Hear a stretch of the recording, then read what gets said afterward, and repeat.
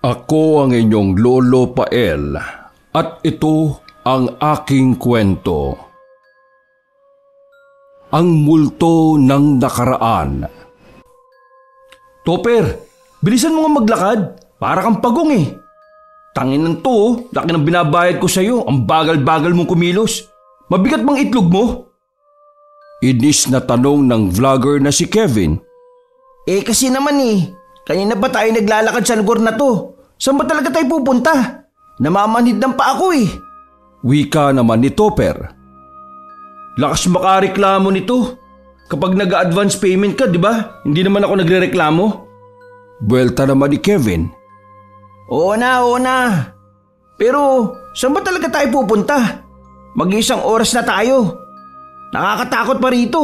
Abandonadong village na to Sinuyod ni Topper ang paligid nila at nakaramdam siya ng kakaibang kilabot.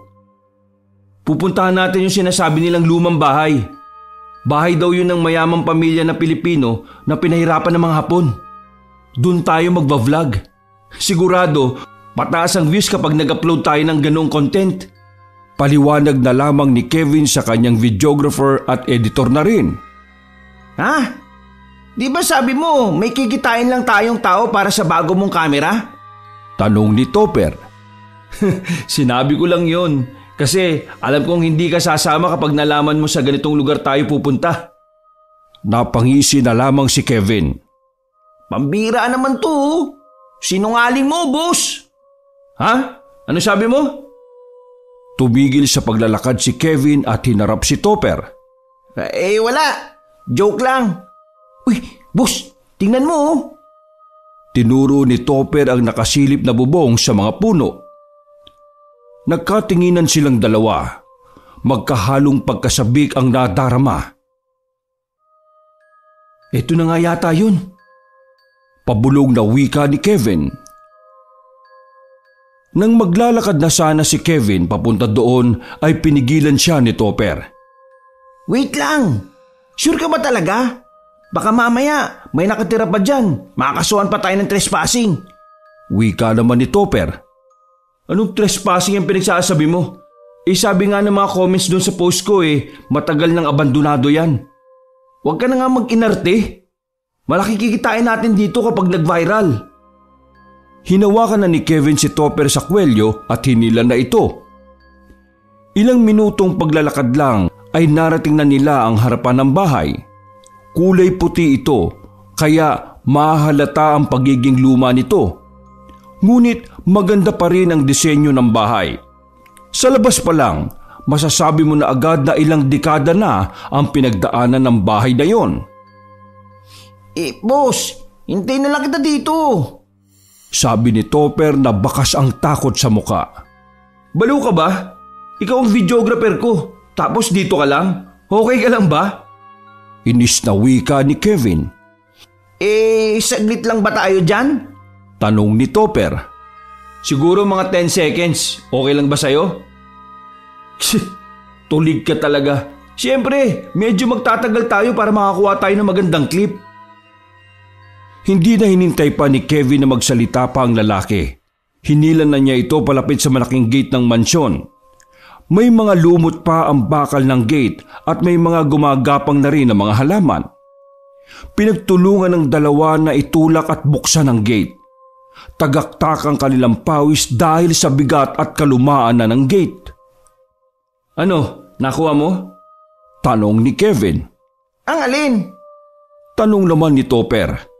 Itong pagbubukas natin ng gate. Hindi, bakit? Ay, tanga mo naman, Topper. Bakit hindi mo kinunan? Kasama to sa vlog. Inis na sabi ni Kevin habang napapakamot sa ulo. Paano ako magvi-video? Tumutulong ako sa pagbukas ng gate. Tugon ni Topper. Ay, Diyos ko po. Mag-iisang taon na tayong magkatrabaho. Wala ka pa ring diskarte. Di sana nilagay mo sa gilid yung camera. Sabay itinutok mo sa atin. Ay nako, pambihira ka talaga Saad ni Kevin na napabuntong hininga na lang. Sorry. Gusto mo, ulitin na lang natin.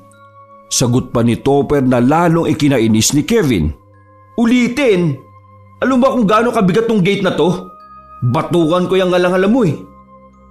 Wala nang nagawa pa si Topper dahil ayaw na rin ni Kevin ang take 2. Bago sila pumasok, siniguro ni Topper na nakaplay na ang video camera. Nagsimula na rin si Kevin na mag-vlog nung mga oras na yon. Hi guys! Ito na ang request nyo ha. Nandito na ako ngayon sa sinasabi nyong lumang bahay. Actually, medyo creepy dito kasi tingnan nyo oh. Ang laki-laki ng bahay na ito. Tingnan nyo yung pinto. Ang taas. O sige, papasukin natin yung bahay na yan ha. Huwag kayong mag-alala. Ipapakita namin sa inyo kung ano ang nasa loob. Ano, G? Tara, G! Wika ni Kevin sa harapan ng kamera. Lalapit na sana sila sa harapan ng pintuan nang may marinig silang umiiyak na babae. Uy! Rinig niyo ba yung guys? May kakaiba talaga sa bahay na ito. Sabi pa ni Kevin. Habang hawak-hawak ni Topper ang kamera ay nanginginig pa ang kamay niya. Hindi niya maiwasang hindi kilabutan. Mga ilang sandali lang ay itinulak na rin ni Kevin ang malaking pintuan. Pagbukas nila ay kadiliman din ang bumungad sa kanilang dalawa. Inabot ni Topper ang kanilang dalang flashlight at nang mailawan na ang loob ng bahay ay mga kagamitan lang na nakakalat ang bumungad sa kanila.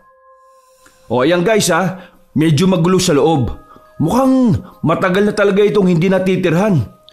Dagdag pa ni Kevin sa harapan ng kamera. Isa-isang hinawakan ni Kevin ang mga lumang kagamitan sa loob. May nakita pa silang mga sombrero na sa tingin niya ay pagmamay-ari ng mga Hapon. Hindi pa nakontento si Kevin. Nagyaya pa siya na pumunta sa ikalawang palapag ng bahay. Wala namang magawa si Topper dahil yon ang kagustuhan ng kanyang boss. Habang dahan-dahan silang naglalakad paakyat ng hagdanan, naramdaman ni Topper na tila may humawak ng kanyang paa. Sa takot ay muntikan pa niyang mabitiwan ang kamera. Oh, anong problema? Talong ni Kevin. Parang may humawak ng paa ko eh. Kaya muntikan na ako mapatid. Sagot ni Topper. Oh guys, rinig niyo yun? May humawak daw sa paa ng videographer ko. May something talaga dito guys. Wika pa ni Kevin. Hindi masyadong pinagtuunan ni Kevin ang sinasabi ng kanyang videographer. Nagpatuloy sila sa pag-akyat hanggang sa may madaanan na silang isang kwarto. Maraming alikabok doon at may mga ligaw na damo na rin na nakaakyat. Pumasok sila sa kwartong yon. Nilapitan ni Kevin ang isang cabinet na nandoon. Hahawakan niya sana yon nang biglang may kumalabog sa loob. Maging si Kevin ay kinabahan din. Susubukan niya sanang magsawalang bahala, ngunit bigla na lang din gumalaw ang upuan na nasa gilid ng pinto. Takbo! Wika ni Kevin. Naunang tumakbo si Kevin habang si Topper naman ay napatid. Tumama ang tuhod niya sa kanto ng hagdanan kung kaya't paika-ika siyang bumaba. Paglingon niya sa itaas ay may nakita siyang isang babaeng nakasuot ng saya. Hindi niya makita ang mukha dahil madilim. Ang alam lamang ni Topper ay kaluluwa ang kanyang nakita. Nang makalabas na sila sa mansyon ay patawa-tawa pa si Kevin. Habang si Topper naman ay hindi na makapagsalita noong mga sandaling yon. Nagtatayuan pa rin ang kanyang mga balahibo. Tara, uwi na tayo. Okay na yun. Sabi ni Topper kay Kevin. Angas ng vlog natin. Di ka ba masaya? Nakangiting sabi ni Kevin. Paano ako magiging masaya kung ang daming kababalagan sa bahay na yan? Bahala ka na dyan. Mauna na ako sa apartment. Inis na wika ni Topper. Nauna na siyang naglakad. Sumunod naman sa kanya si Kevin. Nang makarating sila sa kanilang apartment, tulala at hindi makausap ng maayos si Topper. Inabutan na lang siya ni Kevin ng alak. Oh, kung hindi ka makakatulog mamaya, dapat mong inumin yan. Sabi ni Kevin sa kanya sabay hit-hit ng yosi. Magkasama sila sa iisang bahay. Matagal na nila itong setup mula nang matapos sila ng college. Ang pagbablog na rin kasi ang naging source ng kanilang income. Pareho kasi silang tamad na maghanap ng trabaho na may kinalaman sa kanilang tinapos. Edit mo na yan bukas ha. O mamaya kung kakayanin mo lang naman. Sigurado ako trending yun. Kalmadong sabi ni Kevin na parang wala lang dito ang lahat ng nangyari. Tumangon na lang si Topper. Makalipas ang ilang minuto ay nauna nang natulog si Kevin. Pumunta naman si Topper sa kanilang editing room. Naisipan niyang mag-edit ng kanilang video. Tutal, hindi pa rin naman siya dinadalaw ng antok. Gawa nga ng paulit-ulit niyang nasa isip ang mga nangyari. Pagsalpak ni Topper ng flash drive sa kanyang laptop, hinanap niya agad ang video na kanilang nagawa. Sa unang parte pa lang ng video ay kinilabutan na kagad si Topper. Wala siyang magagawa. Kailangan niyang panoorin ang video na yon dahil yon ang kanyang trabaho. Pagdating niya sa kalagitnaan ng video ay may mga kakaiba siyang nakita. May mga nahagip pala siya sa kamera na mga kaluluwa. Ngunit hindi yon sobrang klaro kung kaya't nalilito pa rin siya nung mga sandaling yon. Putya! Napamura na lamang siya nang makita na may kamay na nakakbay sa balikat niya sa video na yon. Dahil sa takot, ay umalis siya sa harapan ng laptop. Napapalunok na lamang siya ng laway. Minabuti na lamang ni Topper na ipagpabukas na lang ang pag-i-edit ng kanilang vlog. Pumunta na lamang siya sa kanilang kwarto at piniling matulog. Kinabukasan, maagang nagising si Topper dahil sa pagtawag sa kanya ni Kevin. Oh, ano ba yun? Ang ingay-ingay mo naman, natutulog pa yung tao eh. Reklamo ni Topper. Paano hindi ako mag-iingay? Bakit wala dito yung video? Binura mo ba? Tanong ni Kevin sa kanya. Ha? Anong nawala? Nandyan lang yan sa files. Dali-daling lumapit si Topper sa harapan ng laptop. Hinanap niya sa mga files sa kanyang flash drive ang video. Ngunit nahalungkat na niya ang lahat ng files pero hindi na niya yun matagpuan. Oh, nasa na? Tanong ni Kevin na nakasimangot. Nandito lang yung kagabi. Hindi ko yung binura. Iniwan ko nga lang yan na nandyan eh. Promise. Pagdadahilan ni Topper. Nasan nga? Wala naman dyan oh. Bad trip naman to. Kung alam ko lang na mawawala, di sana ako na lang nag-edit. Wika ni Kevin. Umalis yun at padabog na isinara ang pintuan. Samantalang, takang-taka naman si Topper kung papaanong nawala ang video. Wala naman akong ginawa eh. Bakit nawala yung hinayupak na yun? Tanong na lamang niya sa sarili habang naghahalungkat sa laptop. Buong araw na nasira ang mood ni Kevin dahil sa nangyari. Kung kaya't maghapon din na hindi umuwi ang lalaki sa apartment. Mag-isa lang si Topper habang pilit pa ring inaalala kung saan napunta ang kanyang hinahanap. Pagsapit ng 6:00 ng gabi, ay narinig ni Topper na may kumakatok sa pintuan. Buong akala niya ay si Kevin yon kaya pinagbuksan niya kaagad. Ngunit nagtaka siya dahil wala namang katao-tao sa labas. Bumalik siya sa editing room. Napatingin siya sa isa pang upuan na nasa gilid. Nag-iba na kasi ang pagkakaayos noon. Lumingon naman siya sa bintanang nakabukas. Napailing na lang siya kasi malabong mapagalaw ang upuan ng hangin na nagbumula roon. Ano to? Trippings? Wika ni Topper sabay ngiti na lamang ng papilit. Umupo na lamang siya sa harapan ng kanyang laptop. Hindi pa rin siya nawawala ng pag-asa na mahanap ang video. Ngunit kahit na anong gawin niya ay wala talaga siyang matagpuan. Palabas na sana siya ng bahay nang makarinig siya ng kadena na hinihila. Muling sumilip si Topper sa labas ng pintuan ngunit wala namang tao sa hallway. Hindi tumigil ang tunog ng kadena na parang siya lamang ang nakakarinig. Dali-dali niyang kinontak si Kevin nang mapagtanto na tila may nagpaparamdam sa kanilang apartment. Nako, ayaw pa sagutin ng loko. Wika ni Topper na pilit pinapakalma ang kanyang sarili. Pumasok na lamang siya sa loob at nagpatugtog ng malakas. Nagbabaka sakali siya na mawawala ang mga nararamdaman niya kapag maingay sa apartment. Naging epektibo naman yon sa mga naunang minuto. Ngunit pagdating ng kalahating oras, muli na naman siyang nakaramdam ng kababalaghan. Namatay ang pinatutugtog niya at isang boses ng babae ang narinig niya. Tila umiiyak yun at parang humihingi ng tulong. Sino yan? Tanong ni Topper sa loob ng kanilang unit. Patuloy lang sa pag-iyak ang babae. Bagay na naging dahilan para magtayuan ang kanyang mga balahibo.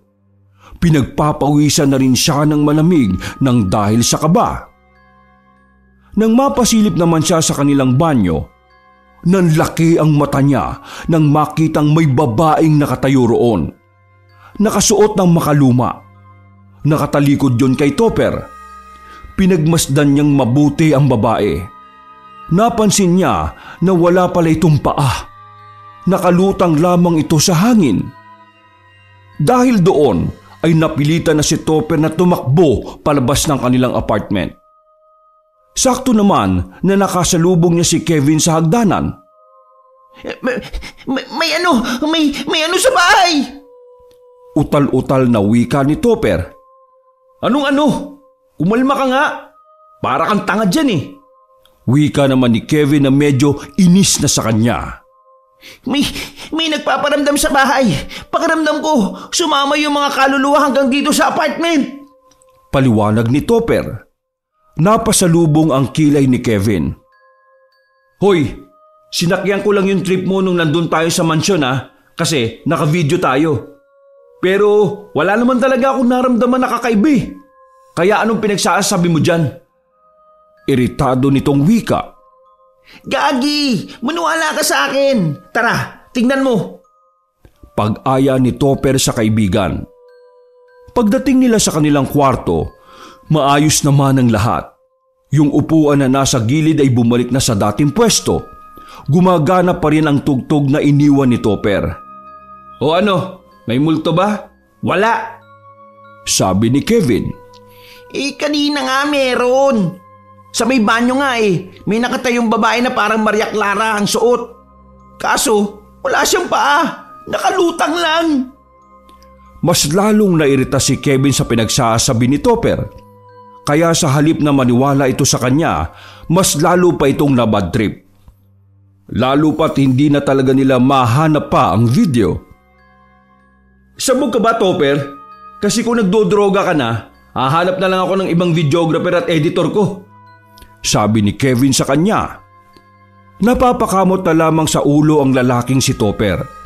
Napapailing na lang siya dahil alam niya sa sarili na totoo ang kanyang mga nakita. Kung hindi na talaga makita yung video na yon, hayaan mo na. Mag-focus na lang tayo sa mga nakalista nating tema para sa content. Wika ulit ni Kevin pero sa mga puntong yon ay kalmado na siya. Hindi na nagsalita pa si Topper para hindi na tuluyang magalit sa kanya ang kaibigan. Umupo na lamang siya sa sofa at napabuntong hininga. Nagtataka at nalilito kung ano ba talaga ang mga nangyayari. Makalipas ang ilang araw ay nagsimula na ulit ang magkaibigan sa paggawa ng mga video. Hapon na makauwi sila galing sa collaboration kasama ang isang sikat na vlogger.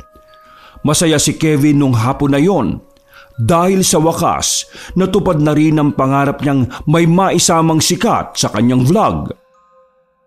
Dapat uminom tayo ngayon. Achievement to, Topper. Masayang sabi ni Kevin sa kasama. Bibili na ba ako ng alak? Tugon naman ni Topper sabay kuha sa susi ng sasakyan na kabibili lang ni Kevin. Oo, bili ka na. Ingatan mo yung Montero ko Alam mong kabibili ko lang yan. Wika ng lalaki. Ako pa ba? Mas marunong pa nga ako mag-drive kaysa sa iyo eh. Nagmamayabang na sabi ni Topper. Ngumisi na lamang si Kevin. Pasipol-sipol pang lumabas ng apartment si Topper at pinuntahan ang sasakyan. Pagsakay niya ay hinaplos-saplos niya pa ang manibela. Astig!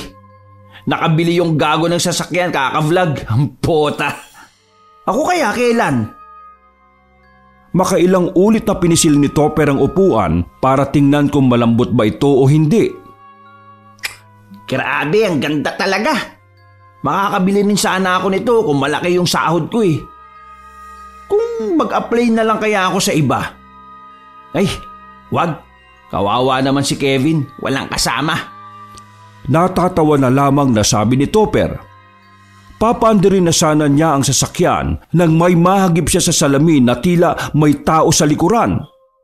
Dali-dali niya yung nilingon ngunit wala naman.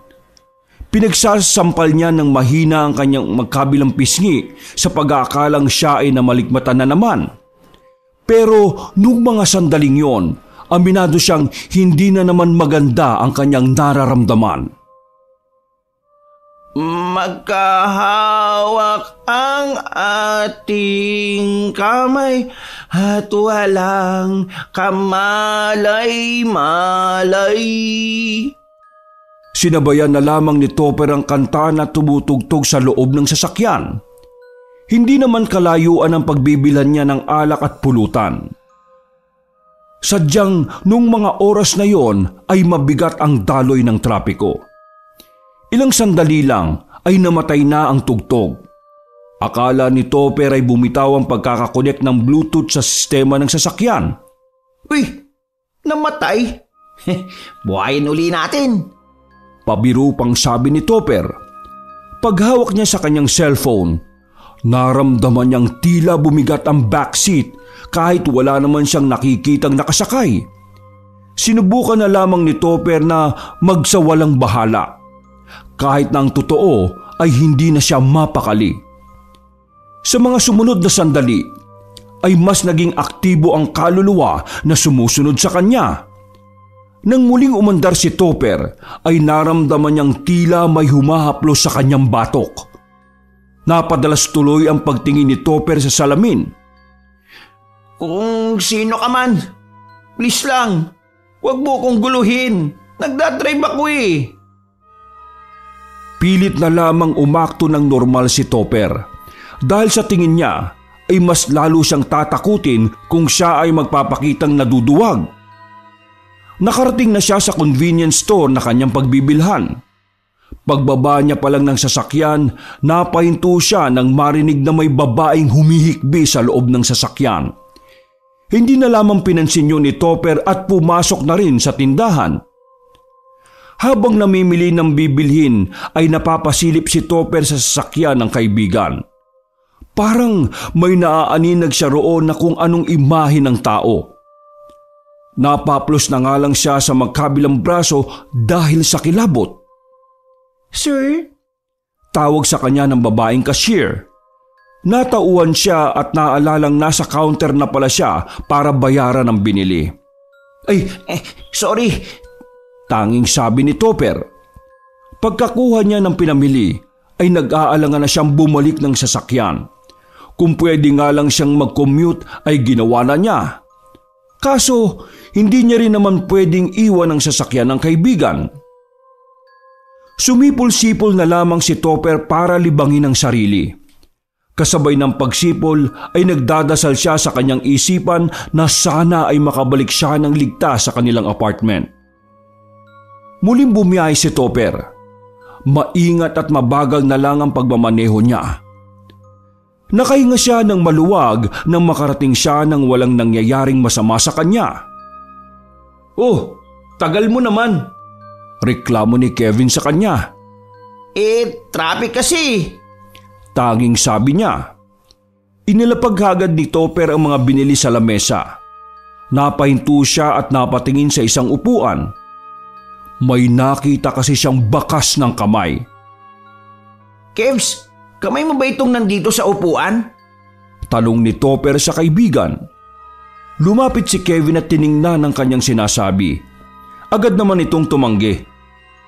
Hindi hindi naman ganyan karumi yung kamay ko, no? Tsaka tingnan mo, ang liit niyan. Parang kamay ng babae yan. Wika ni Kevin. Wala namang babae dito Sabi naman ni Topper. Nako, baka doon yan sa pinagbilan natin ng upuan. Nako, kung ano-ano na naman yung iniisip mo Dagdag pa ni Kevin. Araw-araw ako nagpupunas ng lamesa sa tupuan Kaya malabong doon yan galing. Baka ngayon lang yan nagkaroon ng ganyan. So, anong gusto mong palabasin? Tanong ni Kevin nang nakasalubong ang kilay. Nilibot ni Topper ang kanyang paningin. Nakiramdam siya sa bawat sulok ng kanilang kwarto. Kebs, may iba tayong kasama dito. Sinundan nila tayo. Sabi ni Topper. Ay nako, pambihira ka talaga Yan pa rin bang iniisip mo? Alam mo, itigil mo na yung kakasinghot ng katol Papalitan na kita kasi nabubuang ka na... Naudlot ang litanya ng lalaki nang biglang namatay ang ilaw. Kapwa sila natahimik ng ilang saglit. Nagbayad ka ba ng kuryente? Tanong ni Kevin habang madilim ang buong silid. Oo naman. Sagot ni Topper na medyo nauutal na rin ang boses. Ano ba? Umusog ka nga ron? Dikit ka ng dikit Ang pote ko. Wika ni Kevin na iritado. Tinulak niya pa ang inaakala niyang si Topper. Nasaan ka ba? Nang bumalik na ang liwanag ay nagtaka si Kevin. Malayo pala sa kanya si Topper. Nagtayuan ang balahibo ng lalaki nang isipin kung sino ang nakatabi niya. Kevin, yung braso mo Wika ni Topper. Nang tingnan ni Kevin ang kanyang braso ay nakita niya ang itim na bakas ng kamay. Nakita kagad ni Topper ang takot sa mukha ng kaibigan. Maging si Kevin ay may nararamdaman na rin na hindi tama. Topper, naamoy mo ba yung naamoy ko? Tanong ni Kevin. Amoy kandila? Sagot naman ni Topper. Nung mga sandaling yon ay sinubukan ni Topper at Kevin na magpatay mali siya na lamang sa nangyayari. Ngunit namumutla si Kevin dahil hindi niya inakala na totoo pala talaga ang sinasabi ni Topper. Kahit may kababalaghan na nangyari, nag-inom pa rin sila sa sala. Hindi magawa ng dalawa na ipagdiwang ang kanilang achievement dahil mas nangibabaw kasi ang takot at kilabot sa mga oras na yon. Tahimik lang silang dalawa na nag-iinom at abala sa kanya-kanyang cellphone. Topper, naniniwala ka ba talaga sa multo? Biglang tanong ni Kevin. Sandaling napatitig muna si Topper sa kaibigan bago nagsalita. Nung bata pa ako, laging nagkukwento ang pinsan ko na nakakakita siya ng multo. Nung una, hindi ako naniniwala Pero habang tumatagal, nakikita namin siya na parang nababaliw dahil sa mga nakikita niya. Doon ko napatunayan na totoo ang multo. Kasi kung hindi, paano natin mapapaliwanag yung mga nilalang na nagpaparamdam sa atin ngayon? Saad ni Topper na mas lalong nakadagdag sa takot ni Kevin. Yung mga nagpaparamdam sa atin ngayon, dun ba talaga sa may mansyon galing yun? Tanong ulit ni Kevin na palingon-lingon pa sa paligid ng kanilang kwarto. Siguro. Ayaw mo kasing maniwala nung una Sagot ni Topper na napapailing na lamang sabay lagok uli ng alak. Natapos ang inuman nila noong mga oras na yon nang walang nagpaparamdam. Ang akala ni Kevin ay makakatulog na siya ng maayos, total tinamaan na rin siya ng alak. Ikaw nang bahala mag-edit ng content natin Mauna na ako. Wika ni Kevin sabay tapik sa balikat ng kaibigan. Sige tol. Sagot naman ni Topper. Pumasok na si Kevin sa kanyang kwarto at isinalampak ang sarili sa kama. Napabuga siya ng hangin. Wala pang ilang minuto ay dinalaw na siya ng antok at tuluyan ng nakatulog. Nagising si Kevin bandang 3:00 ng madaling araw. Hindi niya kasi maintindihan kung bakit bigla na lamang lumamig sa loob ng kanyang kwarto. Pagdilat niya ng mata ay napansin niyang nakabukas ang pintuan ng silid niya. Nagtaka siya kung kaya't tumayo siya para isarado yon. Kaya pala malamig eh. Papikit-pikit matapang tumayo si Kevin para isarado ang pinto. Nang bumalik siya sa kama para matulog ulit, nagtaka siya dahil narinig niya ang langit-ngit ng pinto. "Topper, yung pinto!" Sigaw niya nang akala niyan si Topper ang pumasok. Nang alisin niya ang kumot na nakasaklob sa kanya, ay wala si Topper. Tanging siya lamang ang naroon. "Topper?" Tawag niya ulit. Dahan-dahan siyang bumaba ng kama at sumilip sa labas ng pintuan. Napasalubong ang kanyang kilay nang makarinig siya ng kadena na parang kinakaskas sa sahig. Habang nakatingin doon, ay inabot niya ang pindutan ng ilaw. Namilog ang kanyang mga mata nang may mahawakan siyang kamay sa pindutan. Malamig ang kamay na yon. Parang maraming sugat base sa pagiging magaspang ng kamay. Punyeta! Hindi mapakali ang kanyang mata sa kakatingin sa bawat sulok ng kwarto niya. Wala siyang makitang kahit na ano, pero bakit may nararamdaman siyang kakaiba? Tila ba nasa loob siya ng ref na sobrang lamig. Bukod pa doon, pinagpapawisan pa siya bagamat napakalamig. Parang tumataas ang kanyang dugo dahil sa pagiging tensyonado. "Topper?" Ngunit hindi tumutugon ng kaibigan niya. "Sige, pagtripan mo ko. Si Santi ka talaga sa akin, gago ka." Pagbabanta pa nito sa pinagbibintangan si Topper. Maraan siyang naglakad palapit sa pintuan. Nang masipat na niya ang hagdanan, nakita niya ang isang babae na nakaupo sa dulo ng baitang. Hoy! Sino ka ba? Paano ka nakapasok dito?" Tanong niya sa babae. Hindi tumugon sa kanya ang babae kung kaya't naisipan na niyang batuhin yun ng tsinelas. "Huy! Sino ka? Tinatanong kita!" Pag-uulit ni Kevin. Mga ilang sandali lamang ay tumayo na rin ang babae. Nakita ni Kevin ang kadena sa paa nito at kamay. Nakasuot ito ng makaluma na parabang sinaunang panahon pa. Nang humarap ang babae sa kanya, nakita niya ang wasak na mukha ng babae. Duguan at halos hindi na makilala ang mukha. Sa takot ay muling tumakbo ng kwarto si Kevin. Dinampot niya ang kanyang cellphone para tawagan ang kanyang kaibigan. Ngunit nagri-ring lang yon at wala namang sumasagot. "Buisit ka! Sumagot ka!" Natatarantang wika ni Kevin lalo na nang marinig niya ang kalansing ng kadena. Sumiksik siya sa gilid ng kama, pero maya-maya lamang ay may nakita na lang siyang tao sa ilalim ng kama, dahilan para lumundag siya sa taas. "Topper!" Mas dinoble na niya ang lakas ng kanyang pagsigaw. Inulit-ulit niya yon hanggang sa dumating na nga si Topper. "Uy! Ano bang sinisigaw mo? Nag-i-edit ako!" Inis na wika ni Topper nang pumasok ito ng kwarto ni Kevin. "Hindi mo ba ako naririnig kanina? Tawag ako ng tawag sa'yo." Paano kita maririnig? Kulob doon. At saka naka-headset pa ako." Inis na wika ni Topper. Bakit mo narinig ngayon?" Tanong ulit ni Kevin. "Malamang, sobrang lakas ng sigaw mo. Kahit siguro sa kabilang barangay narinig ka eh. Ano ba problema mo?" Tanong naman ni Topper.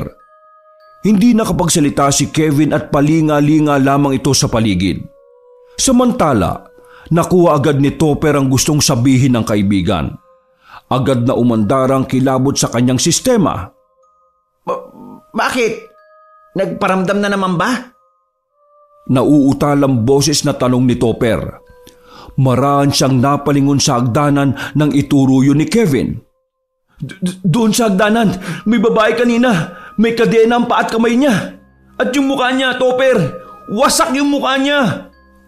Sabi ni Kevin na hindi na maipinta ang mukha sa sobrang takot.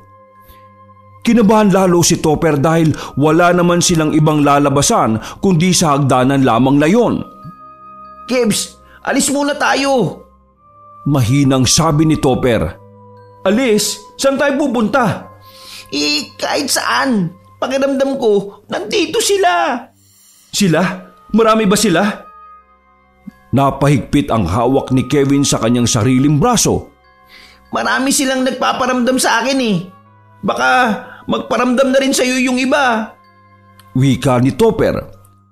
Walang ano-ano ay hinila na si Kevin ni Topper. Pababa na sila ng hagdanan nang makarinig sila ng umiiyak sa taas. Nang lingunin nila, nakita nila ang babaeng may kadena. Nakaharap sa direksyon nila. Takbo!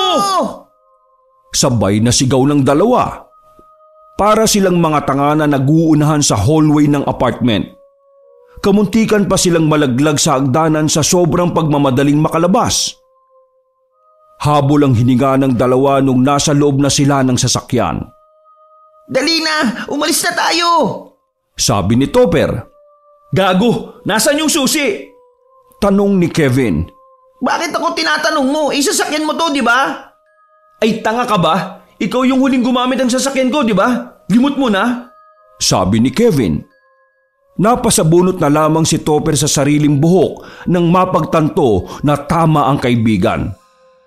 Kunin mo yung susi sa taas, bilis! Utos ni Kevin. Ha? Ayaw kong bumalik doon na mag-isa. Samahan mo ko. Ikaw ang nakaiwan, kaya ikaw ang kumuha. Naku, mag-commit na lang kaya tayo. Ayoko mamatay sa takot, no? Pagtanggi ni Topper. Tanginang to, tanga ka kasi. Pinalo na lamang ni Kevin ang manibela. Sabay silang bumaba ng sasakyan. Naglakad sila papunta sa terminal ng tricycle. Sa mga ganong oras kasi ay wala nang dumadaan na jeep. Bago sila makarating ng tricyclean ay may nakita silang karwahe. Nagtaka ang dalawa dahil yun ang unang pagkakataon na nakakita sila ng ganon. Kebs, tingnan mo oh. Kinalabit pa ni Topper nang makita niyang walang mukha ang kutsero. Mga ilang sandali lamang ay bumukas ang bintana ng karwahe. May isang babae na sumilip doon. Nakangiti ngunit may umaagos na dugo mula sa ulo nito. Nagkahilahan na naman ang magkaibigan at dahil doon ay mabilis silang nakarating sa terminal. Ano yun? Tanong ni Kevin. Multo rin yata yun, Kevin eh.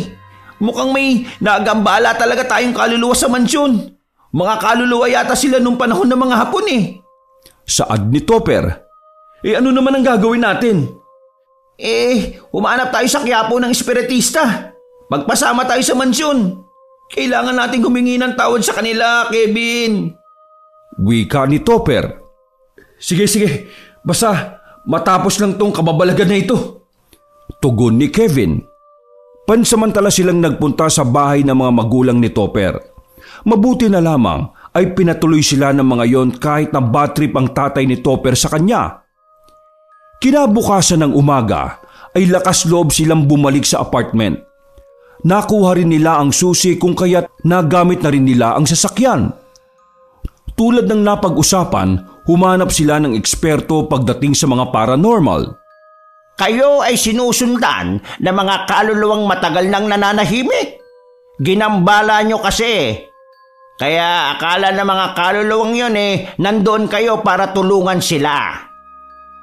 Wika ng paranormal expert na nagpakilalang si Benong. Ano hong gagawin namin para lubayanan nila kami? Tanong ni Kevin. Isama nyo ako sa mansyon at kakausapin ko sila. Sabi ni Benong. Napatango na lamang ang magkaibigan. Agad silang bumiyahe at pumunta sa sinasabing mansyon. Sa gate pa lamang ay nakaramdam na kagad ng negatibong enerhiya si Benong. Mga kapatid, alam kong matagal nyo nang gustong makuha ang hustisya. Ngunit itong dalawang batang ito, walang magagawa para sa inyo. Kung maaari lang ay lubayan nyo na sila. Wika ni Benong nang makapasok na sila sa sala. Biglang may pumasok na malamig na hangin. Nung hapon na yon Naramdaman din ng magkaibigan na may mga kaluluwang nakatingin sa kanila sa paligid. Sige na, humingi na kayo ng paumanhin sa kanila. Utos ni Benong kay Topper at Kevin. Tumango naman ang dalawa. Pasensya na ho kayong lahat. Wala po kaming intensyon na gambalain ang pananahimik nyo. Sana ho, mapatawad nyo na ho kami. Wika ni Topper. Oo nga po, pasensya na po. Dugtong naman ni Kevin. Napatingin ang dalawa sa nakapikit na si Benong. Nag-alay sila ng kung ano-anong prutas sa mansyon. Makalipas ang isang oras ay nagdesisyon na rin silang umalis. Malaki ang naitulong sa kanila ng paranormal expert na si Benong. Ilang araw kasi matapos ang pagpunta nila sa mansyon, tila ba kumalma muna ang mga kaluluwa na sumusunod sa kanila. Nakakatulog na ng maayos ang magkaibigan. Wala na rin ang mabigat na presensya na nararamdaman nila. Kebs, nahanap ko na yung video clip natin sa mansyon.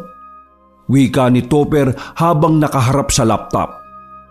Nagkatinginan silang dalawa. Noong mga sandaling yon, hindi malaman ni Topper kung ano ang pumasok sa utak nila kung bakit pinanood pa nila ang nasa video.